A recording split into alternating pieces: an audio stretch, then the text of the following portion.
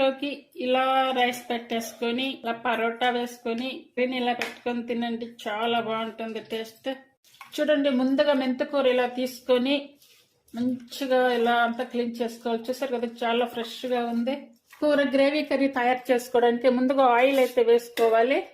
1 spoon అయితే జీరా, లవంగాలు, చెక్క, చిన్న కరివేపాకు, అలాగే పుదీనా సగం భాగం వరకు అయితే ఇవన్నీ ఉడికించుకోవాలి. బాగా సన్నగా తరగాలి. ఈ మెంతికూర తీసుకోవడం వల్ల అయితే ముఖ్యంగా షుగర్ ఉన్న వాళ్ళకైతే చాలా మంచిది. అలాగే షుగర్ ఉన్న వాళ్ళనే కాకుండా ప్రతి ఒక్కళ్ళు కూడా తినవచ్చు. 1/2 స్పూన్ వరకు పసుపు, వేస్ట్ సరిపడా సాల్ట్ కదా, టమాటా, ఉల్లిపాయ, అల్లం, వెల్లుల్లి అన్ని వేసి మిక్సీ పెట్టుకున్నాయి. ఇప్పుడైతే ఇది ఒక 5 మినిట్స్ అలా ఉడికించాను. చూడండి, అంటే ఇందులో అల్లం వెల్లుల్లి పేస్ట్ అవి పచ్చి వేసాము కదా, ఆ పచ్చి వాసన పోయే వరకు అయితే ఉడికించుకోవాలి.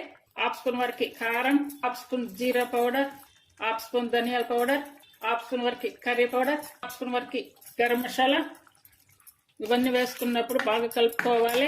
సాల్ట్, కారం అనేది మన యొక్క టేస్ట్ని బట్టి తీసుకోవాలి. కొంచెం కసూరి మెత్తి వేసుకోవాలి. చూడండి, హాట్ వాటర్ అయితే కొంచెం వేసుకోవాలి, అంటే మరీ ఎక్కువ అవసరం లేదు. ఇదంతా కూడా ఓన్లీ మిడిల్ ఫ్లేమ్ మీద పెట్టి మాత్రమే చేస్తూ ఉన్నాను. ఇప్పుడు వాటర్ వేసాము కదా, కొంచెం ఆన్ మీద పెట్టేసుకోవాలి. ఆయిల్ కూడా బాగా పైకి వచ్చింది. ఇప్పుడు ఇలా కట్ చేసుకుంటే పచ్చిమిర్చి, కొంచెం లెమన్ పిండుకోవాలి. ఈ కొబ్బరి పాలు ఇలా వేసుకోవాలి. ఇప్పుడు స్టవ్ ఆపేసుకోవాలి.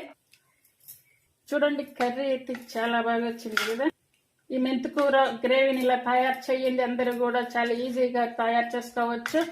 ఈ మెంతికూర గ్రేవీ రెసిపీ మీకు నచ్చినట్టయితే లైక్ చేయండి, షేర్ చేసి సబ్స్క్రైబ్ చేయండి.